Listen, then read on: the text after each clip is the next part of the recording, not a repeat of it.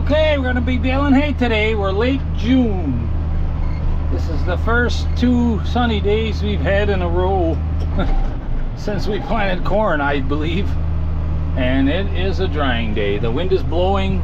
We got 12 acres of hay cut total, and it's very, very heavy. You know, long grass, orchard grass, stuff that should have been made about 3 weeks ago, which it wasn't going to happen with the weather. So here we are. Cut it yesterday, thinking maybe it wasn't going to be quite fit today, but it's looking pretty good. Tedded about 4 acres of it this morning, just so we could get a jump on this whole thing, because it's going to be an awful lot of yield here. We're probably looking at about 100 bales to the acre, little squares, be safe to say. And I did have a little bit of trouble with the thrower last fall. I'm not even sure what's really going on there yet, because we kind of finished right when I noticed it, so I'm a little concerned. I want to be able to make sure that's going good before we get the whole thing going here.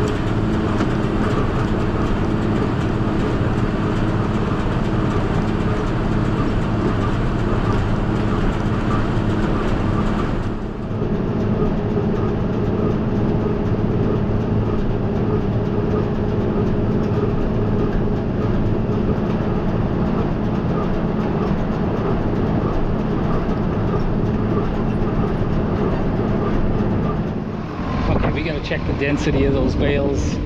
So I did ted some of this, and really you prefer not to ted it if you don't have to. I mean, it's grass hay, it's not real critical, but you do knock out a lot of the fines. There's a little alfalfa in some of this stuff, but another pass. And we got a good day coming tomorrow yet. Older hay, ground's dried out some. I'm thinking we didn't have to ted the whole thing, but we were gonna get a start, so I gotta check and see what stuff looks like.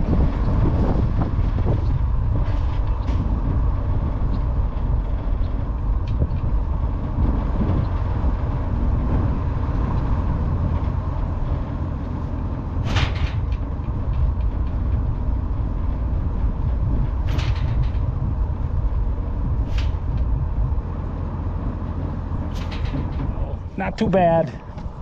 You can tell some of them are just a little damp yet. Older hay like this though, it will cure. I can just feel it in the bales. What happened was the windrow I'm taking is the first one that I raked over that didn't get tedded. These from here to where we raked is all tedded, and you can really tell the difference. It was just enough, it had enough time to get the water out of it from this morning.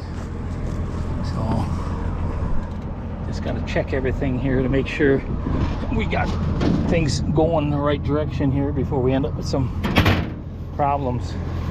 So far so good, so I'm just gonna put you guys somewhere where you can see what's going on. Maybe there would be a good spot. Just hold on.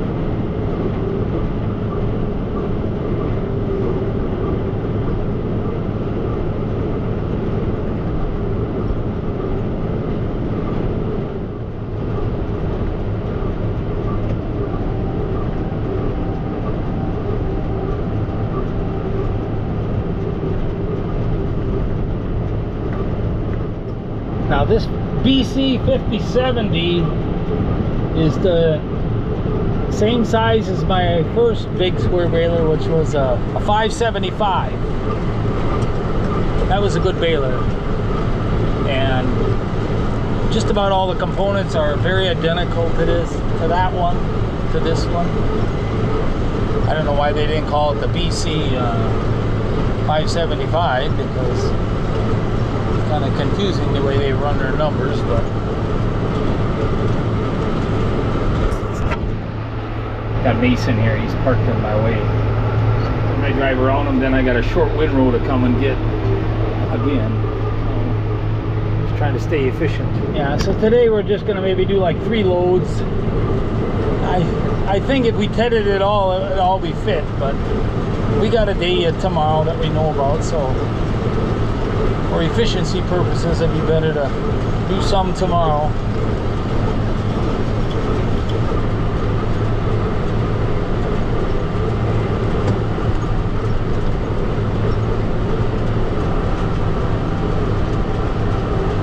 That sure makes nice bales, that older hay like that, if they can be dry. We got a busted one. Something's not right.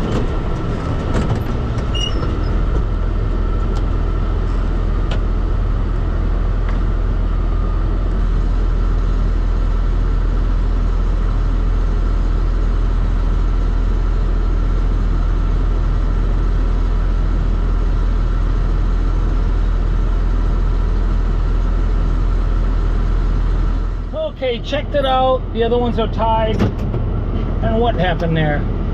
The twine from it, sometimes you find the twine, it gives you a clue what's going on. Could be just a fluke. It didn't switch balls. Sometimes if it switches balls, it might, the knot that I put in between the balls might let go. And then before you know it, you got 4 or 5 broken ones if you just don't stop and check. I mean, everything's brand new, it's still breaking in yet, but keep an eye on it.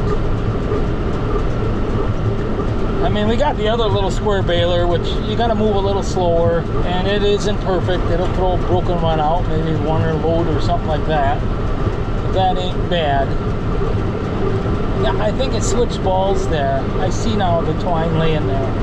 We went from blue twine to back to orange twine. Well, happy to see that. It's just my knot, not the baler. You know, it always helps to know why things are like they are. So we're gonna go by Mason. He's gonna take this home, start unloading, because he wants to be done at a good hour tonight, so can't complain about that. I kind of hate it. It's gonna be nice to unload. It's gonna stack nice. It's one thing about that late first crop, you can make it dry if you got the weather. It's an easy thing to do. So this hay's only been cut a little over a day, and it's very windy though. It's very nice out here, and this is usually a pretty good field to get good drying on too, because it's kind of open in the valley here where the wind hits it, and actually the wind was pushing the windrows around as we were raking. Got a good drying day.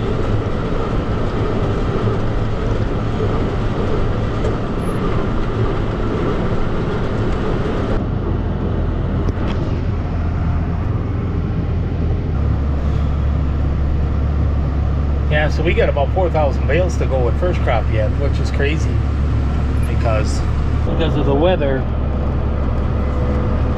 We only hope we can get it done before second crop starts on the first stuff.